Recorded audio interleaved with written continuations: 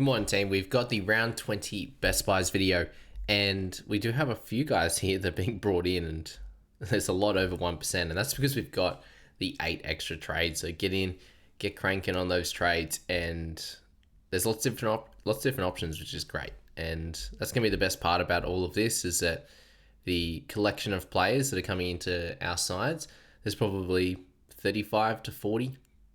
I think people can be spread across, which is great there. So both Fermor at a 1.99.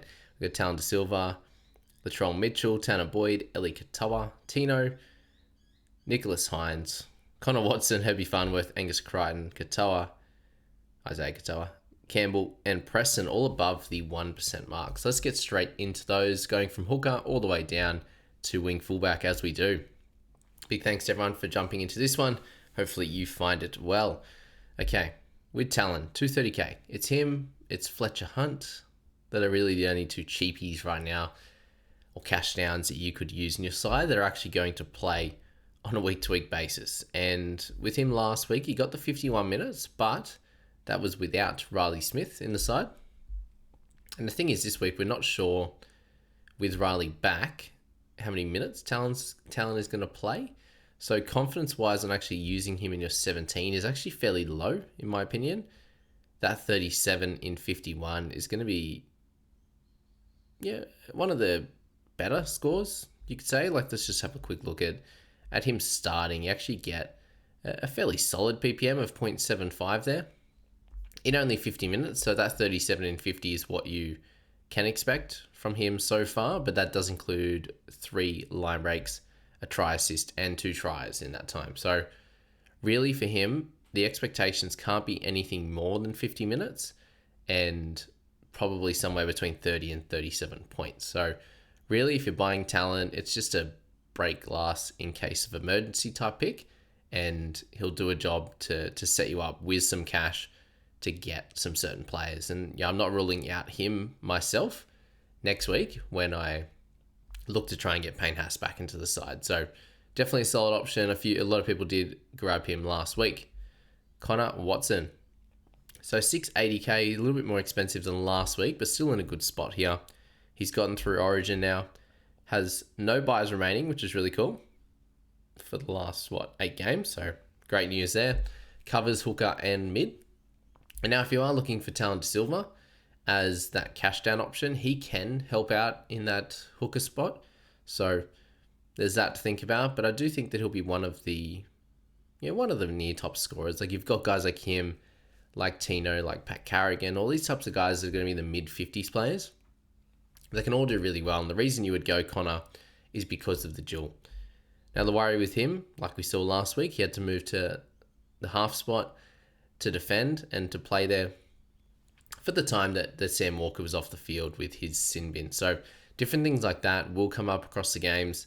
And with other players like Paddy or with Tino, you're not gonna see that. So that's the only real difference with him. But as a guy that can cover hooker strong and not as a stopgap for a week, then that can work well.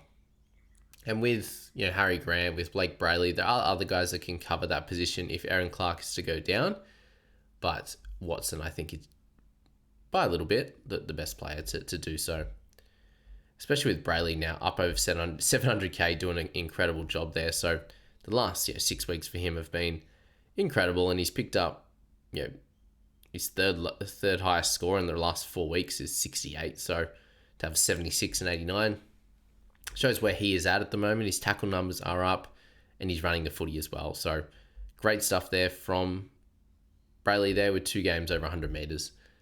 If you've jumped on, amazing. If you haven't yet, there's still probably a little bit of time. I think he can average now, if he continues how he's going, about a 55 for the rest of the season, which, you've got him almost at cost price there. For Harry Grant, this is where can be a little bit more fun to it and a bit of a point of difference type of guy. At price at 47, he's actually averaging that this year, which, is a little bit frustrating, definitely. He's had a few games where he's missed some time through Origin and just before Origin as well, with the injuries and everything that he has suffered. You can see here though in the last 4 weeks, he's definitely improved since that Origin effort where he wasn't his best coming back from injury.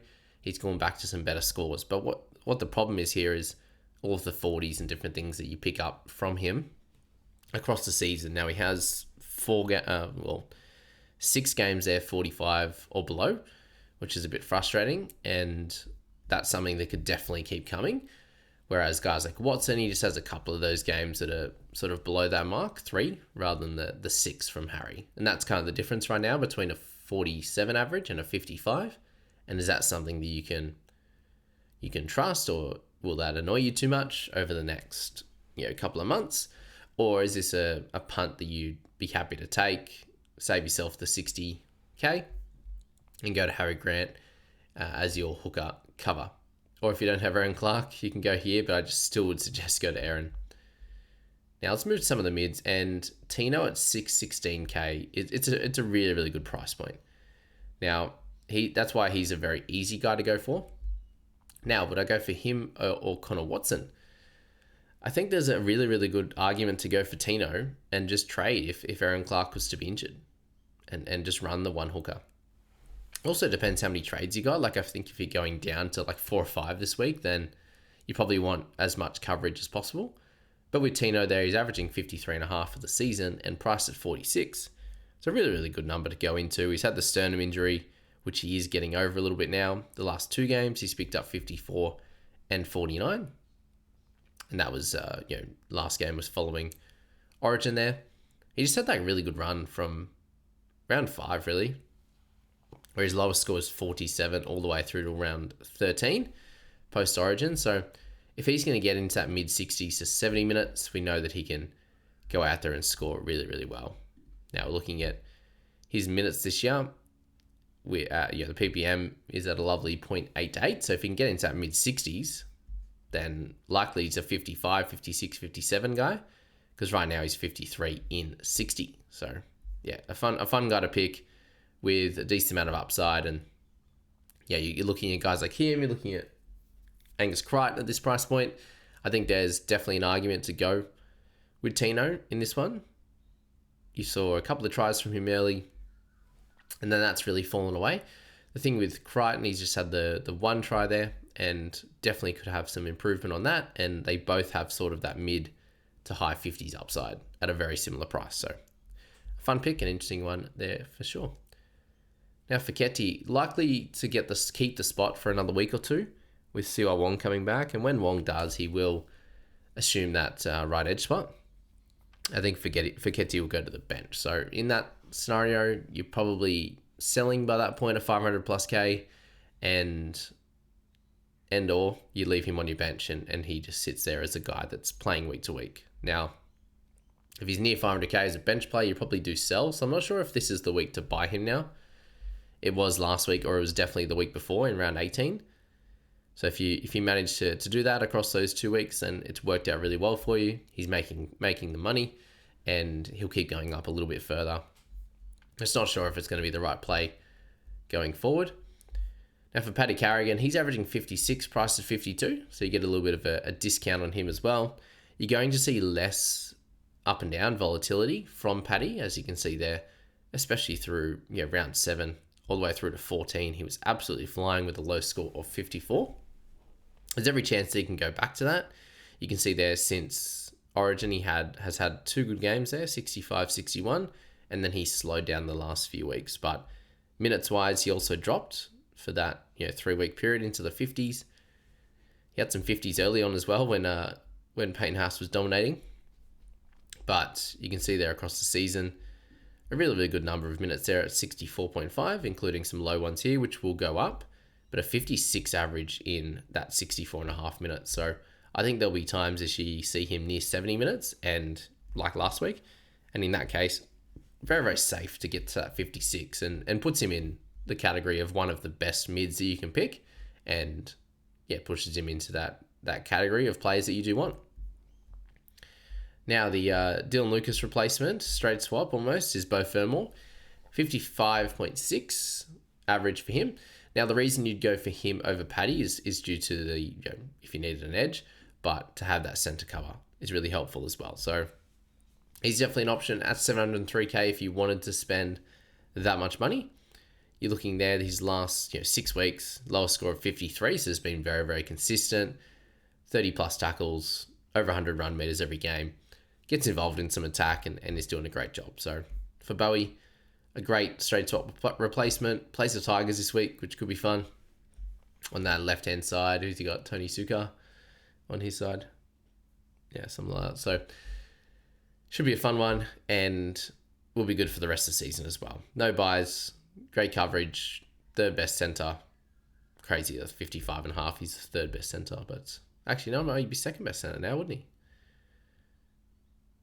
Yeah, with Lucas out, probably would be. So yeah, it becomes a little bit more important than he once was. So great pick this week. Eli Katoa, 724k for him. Now he's moved up a lot. He's averaging 56 now, priced at 54. The last few weeks have been awesome for him, 66, 59, and 77. 4 tries in that time, 2 try assists and 2 line breaks. So all of that's been great. His run meters have been up. Won't expect him to score that many tries on a week-to-week basis, but it does ensure that he's involved in everything and he should get close to that 55, 56 on a regular basis. You're just paying for that now. So the difference with Ellie is that you're paying for what you're going to get, whereas some of the other guys like Tino, like Paddy, you're going to be paying a little bit less for what you are going to see out there and produced. Angus Crichton, a very similar scenario for him. Priced at 45, you will see a 50 average and you may see more. That's what excites me about buying him myself, is that he has the 1 try, he has 1 try assist, and he has 3 turnover tackles for the year. So pretty wild, these types of stats there. He's definitely getting some offloads and everything else, which is great. Didn't have any on the weekend, so hopefully if I do decide to end up buying this week, that he gets back into those offloads and he gets some attacking stats. And I think the big thing here is that he's going to be next to Sammy Walker, who is an attacking flair type of player, and I think it's going to be good to have a bit of a change up for Angus this year. Last year he averaged like 59 in games where he started on the edge, so to have that potential upside to go along with just this little bit of a 5-point jump makes it a very, very safe prospect and very, very similar price to Tino. Maybe you decide with it if you need a mid or an edge more. I feel like with my own side, we're very much filled with the mids. And that's why I think Crichton's a really nice pick, and I should have done it last week with Yo being out. How frustrating. 695 for Presto.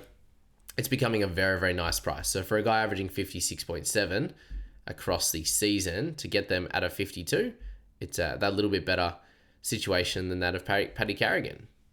But he did need a try on the weekend to get 56. So the last sort of 4 weeks since you've come back haven't been as good, and we do have to take note of that. Whereas before that, he was on a roll, doing some great work, but it did take him a few weeks to get into the season as well. He did have to score a try to get 53 in round 2, and then he started rolling well from there. Can he get back to that form of just the 40-plus tackles and good run meters with the squad back? He does have Galvin now next to him, so how does that change things for Presto? I'm not sure. That's the slight worry, I think, having that. But he does have his boys Critter and also Jacob Kiraz next to him again when he was scoring really well in that earlier part of the season. So Preston, a very, very nice price point to jump in at now, but there are slight concerns over his scoring in recent history and how he's looking and the ball that he's getting. Now, if you just wanted to go and break the bank, just beware, you probably need Haas or Cleary next week. But Hudson Young at 777. It is hard to buy him, in my opinion. You've got other guys that are a lot cheaper that could almost give you the same output as Hudson Young. And he's been incredible all year, scoring those doubles for fun. Lots of tries there just before Origin as well. And even in round 14, a 73 tryless. Very, very impressive there for Huddy Young. So these are the things you can get from him. He had the lowest score of 31 in that final game of his season so far. And his lowest score before that was 45. So the consistency is there. He's been awesome. And if you're talking about point of difference players, he is that guy, owned by less than 1% of the top 5,000 and nobody in the top 100. So Huddy Young, a great pick from that. Just very, very expensive. And how do you want to spend your money? is your team value stacked, or is it you need to utilize your funds a little bit better? Brodie Jones. Turns out he's gotten the edge spot, so I wanted to cover him slightly. He's had some games at prop this year where he's done a good job. You see there his second row efforts across the years nets him in 68 minutes, nets him a 39 average. So the problem here with Brodie is that he's not priced very, very cheap. So I think you can pass on BJ Brodie Jones. All right, Tanner Boyd. For those interested, I think that he is going to be a very much a high 40s scorer this year. Now, in a team that's actually going to be pretty solid in general, if you look at just at his halfback spot there of 46 in basically a full game, he should score somewhere about that. I think that I am going to predict that he's going to be about a 48. So I'm seeing about 10 points of value for Tanner. The slight improvement just in the better team here, and the run they have is very, very nice as well. And he's going to be the goal kicker. Yes, he saw a 56 in his game against the Tigers.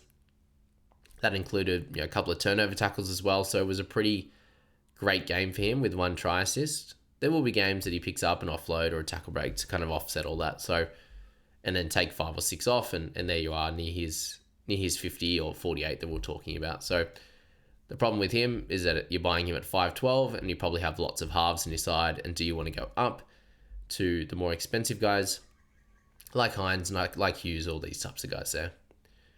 So for Nicholas, 645k. So he went up about 50 after last week. That incredible effort. Now for him, it's Roosters into Bunnies, Cowboys, Dragons, and Titans before their bye.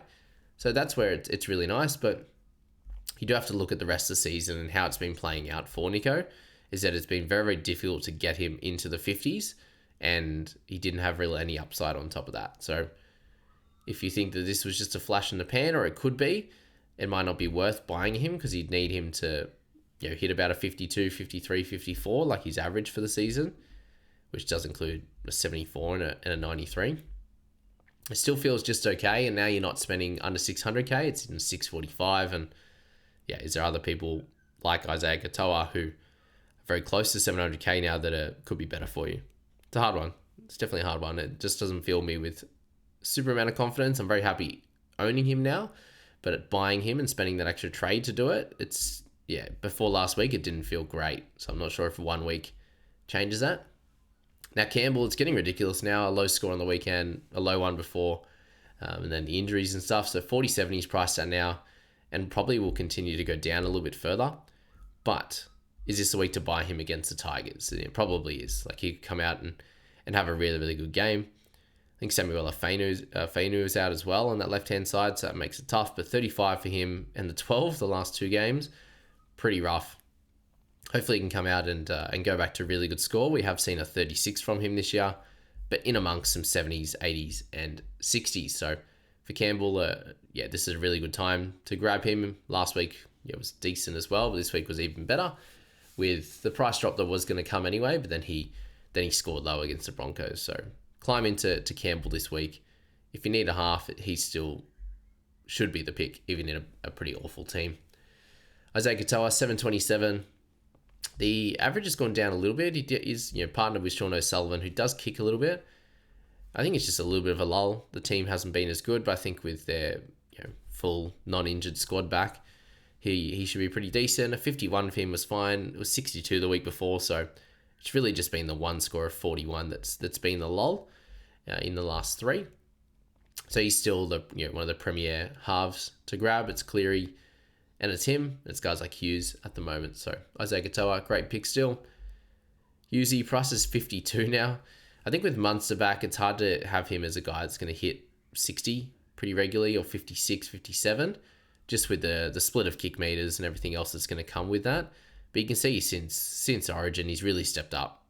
I think he probably sits at about a 52 from here on to the end of the season. So still great, a very clear hold, and a great point of difference guy with 34% of the top 1,000 owning him. I think he's just a clear hold at the moment, less of a buy. Would you go for Isaiah Katoa? I think I still would, even with the bye next week. Their run for Storm is pretty solid. It's not going to matter too much for someone like Hughes, but I think the splitting of the ball, ball in hand, the kick meters, all the rest is going to play somewhat of a part there. Okay, Weeks at 528, coming off the massive score. We had to mention him this week, with 68 into a 94. Could definitely come out against the Parramatta Eels and have a really good game here. And then he has Dragons in a few weeks as well. So could be a little bit of a punt that could work out. But at this price point now, at 528, you need him to hit you really need him to go 50 plus for 3 weeks in a row for it to be worth it. I don't know if you want to take mid-range punts like this, because you're going to have to sell him later, I think, unless he turns out to be a gun fullback, but I doubt it at this point. So a fun one. Daddy Parker. Adam Doueihi at 13 with goal kicking. It's a really, really, I wouldn't say scary prospect. It's a pretty impressive prospect. He should run for near 100 meters. He's going to have likely 30 tackles or above. He's going to goal kick. Might have, he's going to get involved in attack a little bit more as well. So against the Titans this week, I'm a little bit worried as a non-owner in fantasy. They have the Titans twice. That's pretty interesting. But yeah, 576. If he becomes what we think he can, he could be like a 55 guy. It's going to be hard because he's got such a low break even now after that really good score. It's going to make it hard to watch this week, and then potentially look to buy him in like over 600k if things work out and you like the role and everything like that. So it would be definitely a punt this week if you want to go for it. But I think it can definitely work out if this is a position that they're going to try and keep him in. So we don't have any stats around him at 13. We have plenty at 5'8" there where we know he makes good tackles. He runs the footy, he kicks the footy. I don't know how many kick meters we're going to see from him. It's not going to be much like we saw last week, but he still managed to run the footy. He had tackle breaks, all the good stuff there, try savers, everything last week. So can he do it again? That'll be the question. Tom Dearden, just wanted to have a point him and his scoring out. It's been on and off with how the Cowboys have played. 2 good scores there, 61 and 74, but a lot of 40s in there, in amongst that 82 in round 8. So just a little bit under the pace for the top halves, unfortunately, Tom Dearden, but yeah, really good scorer, obviously, at times. And I just want to see with his kick meters going up, but it wasn't enough. There's a lot of 40s there. Now, Sammy Walker, priced at 41. That's because that's what he averaged last year. So he would be an absolute punt to try and pick him because he's so up and down. You saw on the weekend, you take out the sin bin, it's about a 40 score, 45 maybe, which, yeah, is about what you expect from Sammy. So doesn't feel like a terrific pick, but someone who would be fun and definitely a point of difference guy. Matty Burton, 581. You can still jump on him. I thought that he played really well last week, and they have, St. George into Manly into Tigers, so a nice run for him to run the footy. And the 54 last week was great. He had 5 missed tackles, but looked ready to go and looked very damaging every time he ran the footy. So now with Galvin, how's this going to work? We'll find out. I don't know if you're going to get a 50 average from him. You definitely, if you are buying, you're hoping that would be the case. Farnworth there, have to mention him every week. Still a buy, even at 877. Against the Cowboys this week, it could be another massive score. So if you don't buy before they miss next week, then you are going to be likely paying 900k, which is pretty wild. So he's awesome. Most people own him, but if you don't, it's an average of 65 there, and it's even better since like halfway through the season. So it's crazy how good he's going, but he's up there with the top 3 players in the game. So hard to say no. Jacob Kiraz, he's getting a bit cheaper as well, 671k. Similar to what we mentioned just a little bit earlier there. He's got Dragons, Manly, and Tigers there. Really good options in that one. He does have a couple of low scores in recent history, 47-36. He also only has 4 tries for the year, so those tries should start to come. And when they do, the floodgates will open and we'll get him back into that 55 to 60 range.